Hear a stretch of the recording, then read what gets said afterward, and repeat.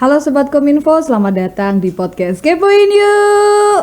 Yuk! Punyanya Din Kominfo bersama Novita di sini sebagai host. Nah, hari ini kita kedatangan tamu spesial yang merupakan bagian dari Dinas Kominfo Kabupaten Temanggung. Yang pastinya udah nggak asing lagi di dunia penyiaran lokal, khususnya di Kabupaten Temanggung. Beliau merupakan sosok baru yang kini memegang kendali di balik layar Temanggung TV. Ya, beliau baru saja dilantik, diresmikan sebagai Direktur Utama LPPL Temanggung TV. Dengan semangat baru dan visi misi yang segar, beliau siap membawa Temanggung TV melangkah lebih jauh dan lebih dekat dengan masyarakat. Dan juga makin relevan di era digital. Langsung saja kita sambut, beliau adalah Direktur Utama LPPL Temanggung TV, Bapak Rizal Ivan Janaris. Selamat datang Bapak Rizal. Selamat pagi. Assalamualaikum warahmatullahi wabarakatuh. Salam sejahtera bagi kita semua. Namo Buddhaya, Om Swastiastu, salam kebajikan. Oke. Ya Mbak, terima kasih sudah diundang di acara podcast yang mungkin gebrakan baru di Temanggung, dan bagi saya juga ini sebagai salah satu inspirasi kami. Iya. Juga menjadi satu mitra ya Mbak, mitra. Betul. Untuk mengabarkan berbagai informasi positif tentunya di Kabupaten Temanggung. Ya. Pak Rizal, gimana kabarnya hari ini? Alhamdulillah baik, tapi agak sedikit flu Mbak. Cuaca lagi tidak menentuin ya Pak ya? Betul. Untuk kesibukan baru nih menjadi Direktur Utama, seberapa sibuk sih Pak? Tentu dengan adanya pengisian pos-pos baru, itu kita tentu saja lebih inovasi ke depan Mbak.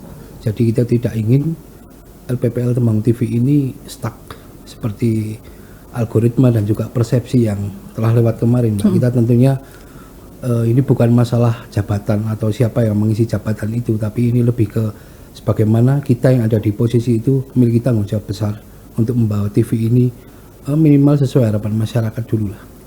Untuk visi jangka panjang nih di Temanggung TV, apa sih visi Bapak menjadi Direktur Utama? Ya, tentu saja LPPL Temanggung TV ini beda dengan lembaga penyiaran swasta ya Pak. Betul. Yang mungkin fokus pada siaran yang mungkin jadi satu public interest, kemudian fokus ke bagaimana mencari iklan gitu. Tapi kalau kita LPPL kan bagaimana lembaga publik lokal ini bisa membawa dampak positif bagi daerah, kemudian membawa manfaat masyarakat, kemudian bisa juga sebagai sarana menyampaikan visi misi daerah juga gitu.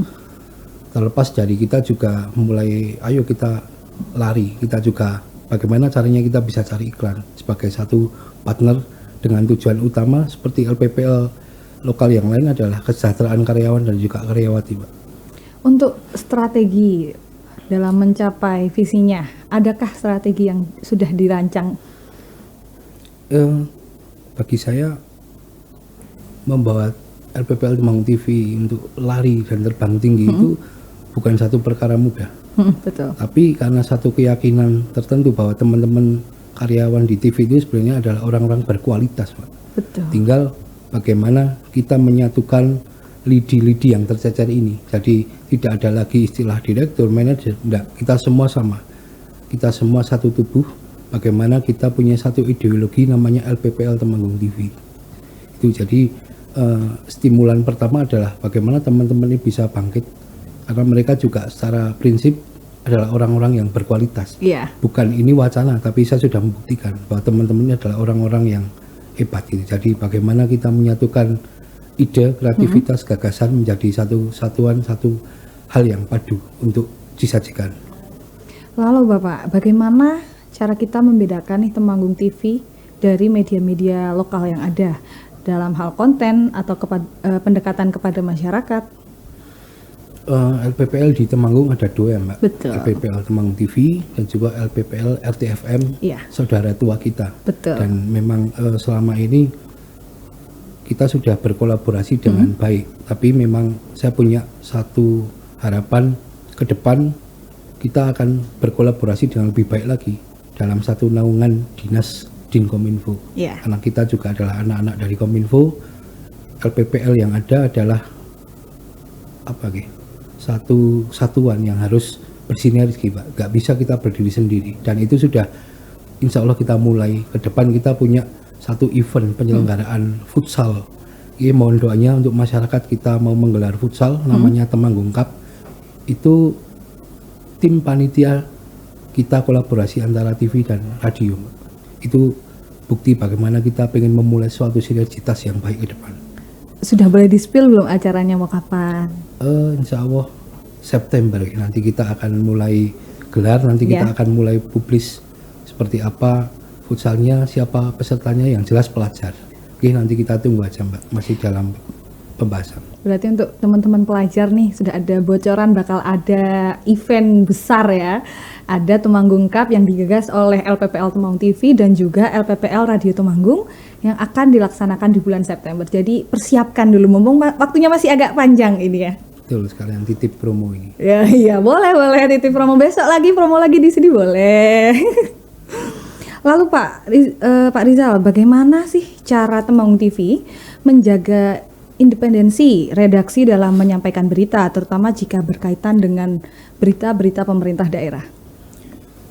Temanggung TV itu terbagi atas garis besarnya adalah 2 divisi untuk penyiaran. Pertama mungkin program seperti hiburan, musik, ketoprak, seni budaya dan lain sebagainya. Kedua kita juga punya divisi pemberitaan atau news. Jadi di situ sebagai prinsip dasar jurnalisme kita harus paham itu, bahwa jurnalis adalah bagaimana menyajikan jurnal harian, laporan informasi secara berkala. Ya tentu saja berita itu tidak harus positif, mesti ada kritik, karena memang salah satu unsur pilar keempat negara demokrasi adalah keterbukaan. Betul. Jadi kita harus memegang teguh itu. Tentu saja terlepas dari upaya kita untuk membantu membangun program positif pemerintah, kita juga tetap mengkritik. Misal nih ada dari dinas A, ini ada Pak, ini ada apa gitu yang harus kita kritik, ya kita kritik aja Mbak, karena itu masukan. Jadi harapan kita nih, siapapun yang kita kritik anggap saja itu masukan positif, jangan baper. Betul, jangan baper kuncinya ya Pak. Untuk di era digital saat ini, bagaimana Temanggung TV beradaptasi dengan perubahan perilaku audiens yang menyukai konten-konten yang online, daring seperti itu, dan juga banyak konten-konten on demand ya, atau berharap sesuai konten requestnya penontonnya. Nah, bagaimana Temanggung TV bisa beradaptasi? Ya, tentu saja Mbak, ide ini kan di era keterbukaan informasi sekarang, era digitalisasi itu tentu kita berkembang. Kalau kita stuck, kita hanya pasrah sama keadaan, kapan kita bisa menjadi kompetitor yang baik di dunia penyiaran? Betul. Nyun sewu, ini saya tidak akan menyinggung siapapun atau apapun. Betul, LPPL adalah lembaga publik lokal yang dibantu kekuatan daerah, kekuatan finansial daerah. Dalam hal ini adalah APBD. Tapi saat ada suatu situasi tertentu yang membuat kita harus menyesuaikan, dalam arti force majeure untuk anggaran, kita nggak boleh pasrah. Betul. Kalau alasannya ini nggak ada anggaran, terus emang nggak bisa tapping, nggak bisa cari konten, terus kita nggak kerja. Betul. Tapi kita minta gaji, nggak bisa. Kita tetap harus kreatif. Ini bukan saya menyinggung siapapun, tapi motivasi untuk semuanya, nggak cuma di pekerjaan penyiaran atau dimanapun lah pekerjaan itu, ya kita harus profesional, kita jaga profesional. Masalah hasil nanti yang menentukan juga publik. Kita tanggung jawab kita adalah menyajikan bagaimana siaran kita berlangsung, jangan mutusi dewi. Itu kritik saya untuk yang kemarin. Nyun sewu, saya bukan menyinggung A, B, C, D enggak, tapi kritik secara umum termasuk saya Mbak. Saya juga merasa belum maksimal. Nah, sekarang saatnya kita bareng-bareng, kita gas pokoknya. Harus lebih berbenah untuk ke depan. Ya betul.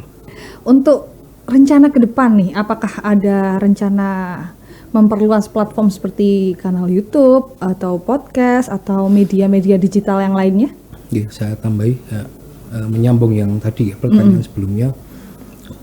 Sekarang ini emang era digitalisasi, kita harus lari, Mbak. Betul. Kalau kita cuma mengandalkan platform televisi secara konvensional, mungkin segmented, itu masih adalah kalangan-kalangan tertentu yang memang dia menyukai TV secara mungkin konvensional. Tapi di era sekarang internet yang semakin luar biasa, platform media sosial yang berkembang, kita harus beralih ke sana juga, ngimbangi. Jadi publikasi ataupun apa terkait program TV ya lewat platform media sosial yang kita punya.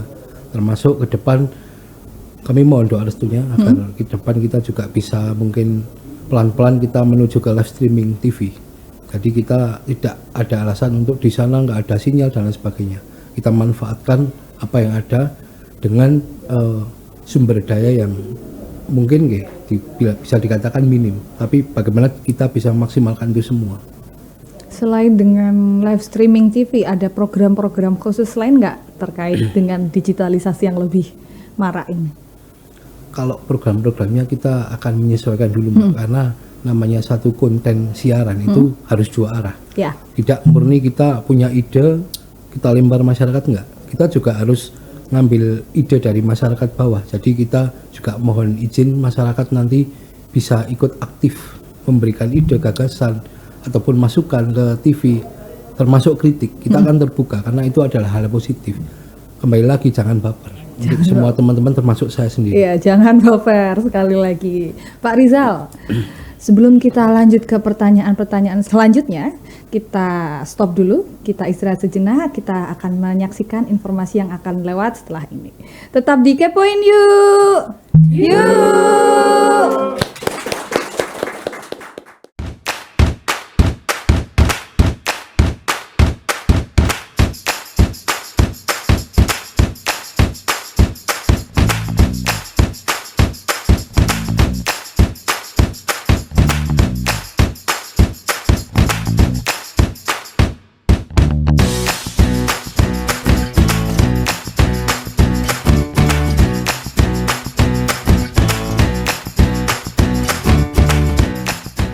Halo Sobat Kominfo, kembali lagi di podcast Kepoin Yuk!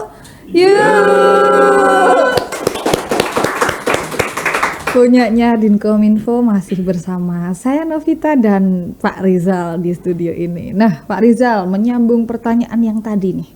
Tadi kan sudah disampaikan kalau Temanggung TV juga mengharapkan keterlibatan masyarakat ya. Nah sejauh ini kita ingin bertanya bagaimana sih sejauh mana masyarakat Temanggung dilibatkan dalam produksi atau menyampaikan konten di Temanggung TV? Mereka bisa menghubungi kemana atau bagaimana prosedurnya? Gini Mbak, jadi disclaimer ya ini. Kita tentu butuh masukan dari masyarakat karena apapun itu konten-konten yang kita miliki tidak lepas dari kegiatan masyarakat itu sendiri.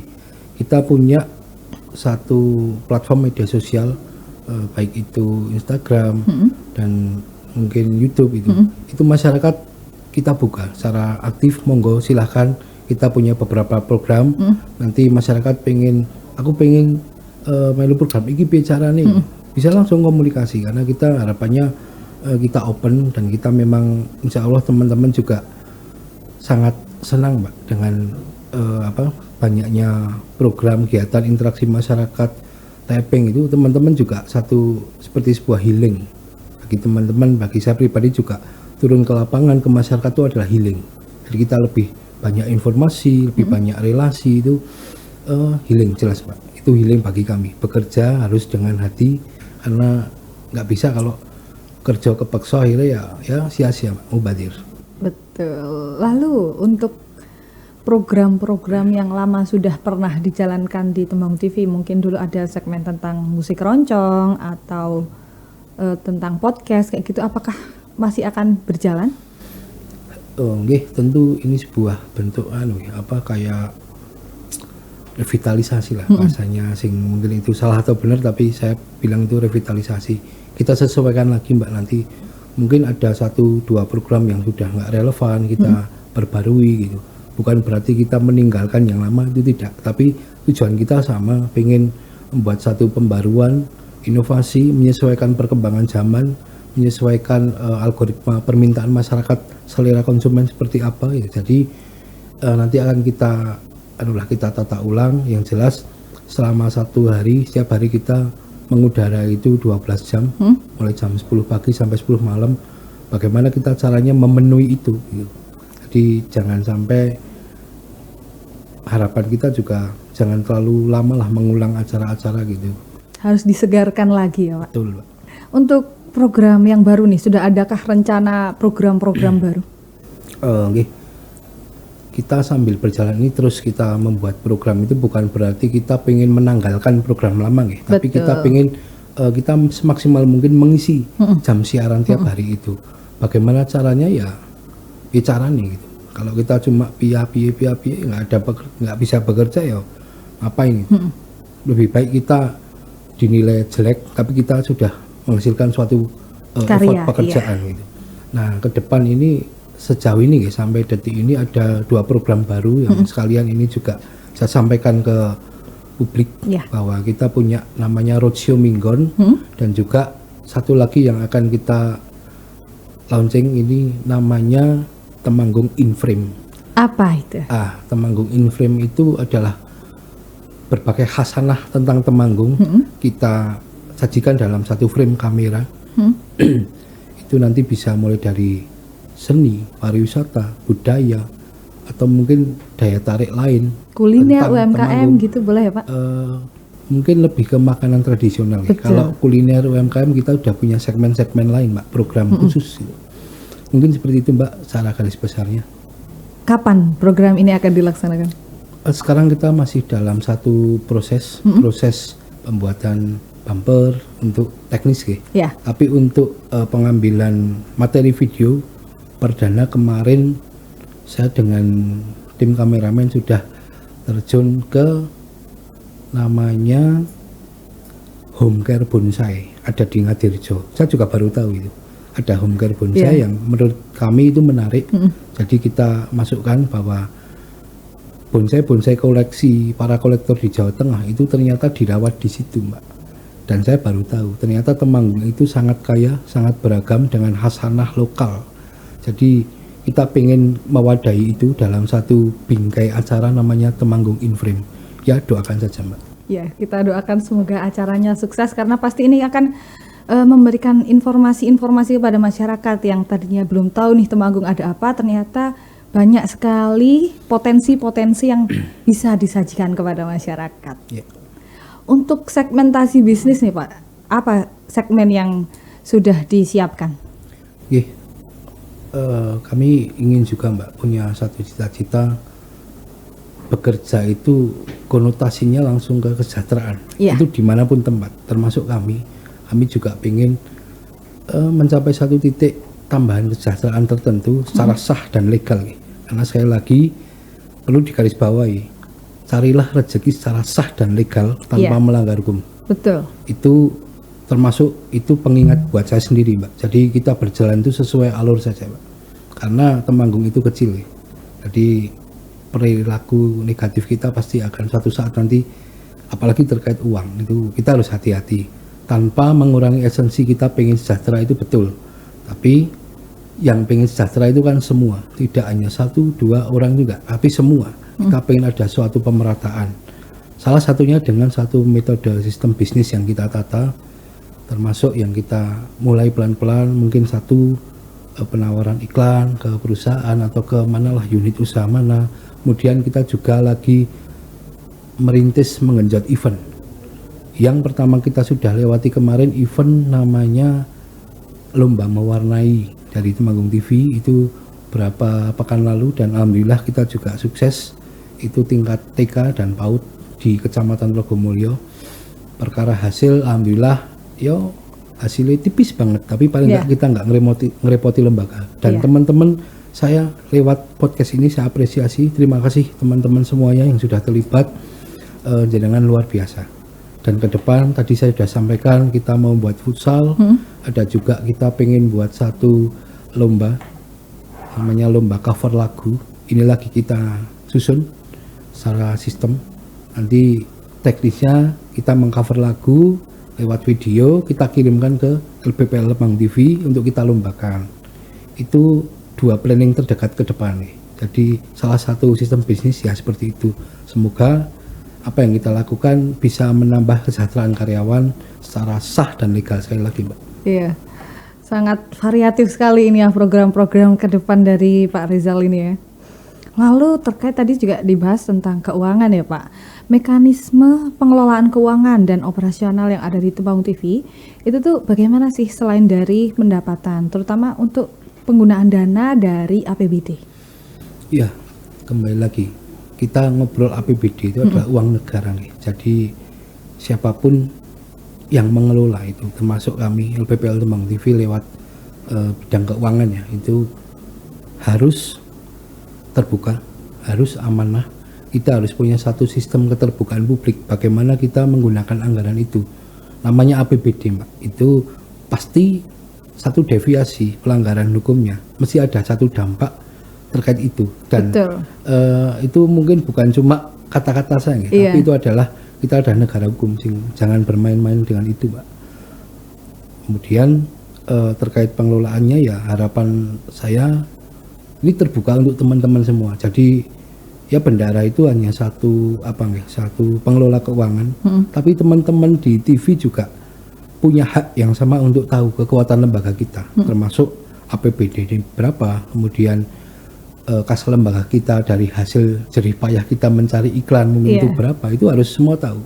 Jadi memang ya bukan satu hal mudah. Tapi karena kita itu kembali ke marwah bahwa kita harus jadi satu manusia utuh, itu juga kita harus menyadari itu. Jadi keuangan itu terkait mental, kita harus punya mental yang kuat. Maksudnya seperti itu. Iya. Lalu terkait tadi juga dibahas keterbukaannya, apakah ada laporan terkait pelaporan maksud saya terkait keterbukaan laporan tersebut secara rutin yang disampaikan oleh Temanggung TV? Oke. Untuk laporan keuangan tentu saja secara formal kita punya satu dewan pengawas, punya juga dinas kominfo yang menaungi kita. Tapi di luar itu juga kita harapan ke depan kita harus open ke publik. Open ke publik pengelolaan keuangan itu lewatnya saluran apa ya, nanti kita punya medsos, punya mungkin televisi sendiri, nanti kita bisa sajikan grafik pengeluaran pemasukan, neracanya seperti apa, mungkin itu, Mbak.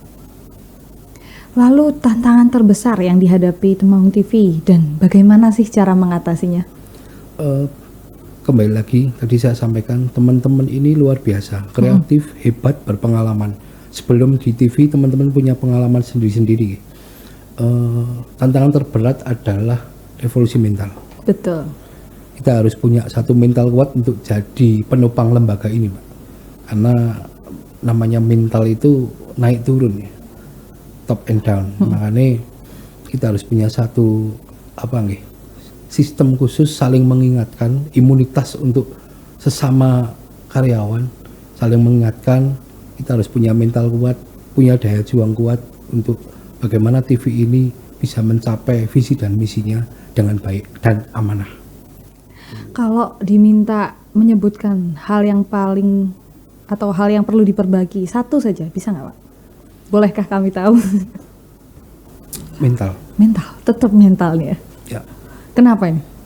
Ya karena tanpa adanya sumber daya manusia yang hebat, dengan mental yang kuat, tidak ada gunanya Mbak TV itu. Karena kami juga yang mengerjakan, kami juga yang berkreasi, kami juga yang membuat satu ide gagasan.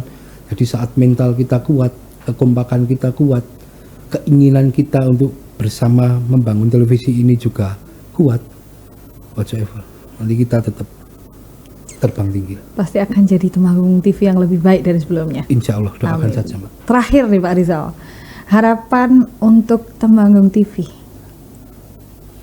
Harapan Temanggung TV ya jelas kita punya satu kemasan siaran yang bermanfaat secara luas, dan adanya Temanggung TV ini memberikan berkah bagi semuanya, baik itu bagi karyawan, bagi daerah, bagi masyarakat secara luas itu, dan juga bagi siapapun lah. Jadi saya pengen Temanggung TV ini jadi satu epicentrum, baik itu informasi, kemajuan daerah, dan juga tadi itu sumber kesejahteraan semuanya lewat siaran informasi. Mungkin juga nanti akan jadi satu multiplier effect yang baik di masyarakat. Itu harapan saya, termasuk kemajuan daerah. Tambahan sedikit pesan-pesan untuk masyarakat agar berbondong-bondong menonton Temanggung TV. Yang jelas saya mohon doa restu, kami mohon doa restu pada seluruh masyarakat. Yang jelas doakan kami untuk bisa memenuhi ekspektasi masyarakat secara luas, dan siapapun itu yang punya harapan tinggi di Temanggung TV. Harapan saya lagi itu juga agar masyarakat proaktif untuk membantu kami dalam menyajikan berbagai konten siaran yang berguna buat masyarakat. Itu harapannya. Terima kasih Pak Rizal atas berbagai macam informasi yang dijelaskan kepada kami, sehingga kami lebih semangat nantinya menantikan program-program yang akan tayang di Temanggung TV. Oke, satu lagi Mbak. Ya. Terima kasih kami sampaikan pada Dinkominfo yang sudah menjembatani visi misi ke depan kami LPPL Temanggung TV. Kami mohon kolaborasi yang positif, ingatkan kami kalau kami salah melangkah. Dan saya pribadi mohon maaf apabila kata-kata saya di kesempatan ini menyinggung beberapa pihak atau mungkin kurang berkenan di siapapun lah. Tapi kembali lagi, ini adalah langkah positif pribadi saya, pribadi kami LPPL Temanggung TV untuk bagaimana kita fokus lembaga ini bisa ke depan lebih baik. Itu, terima kasih. Terima kasih sudah mau hadir di studio kita. Sama-sama, Mbak. Jangan kapok kalau besok diundang lagi untuk promo-promo program-programnya. Terima kasih Mbak Novita yang sangat fresh hari ini. Ya, Sobat Kepo, tidak terasa kita sudah berada di penghujung episode kita kali ini. Nantikan episode-episode kita selanjutnya. Tetap di Kepoin yuk! Yuk!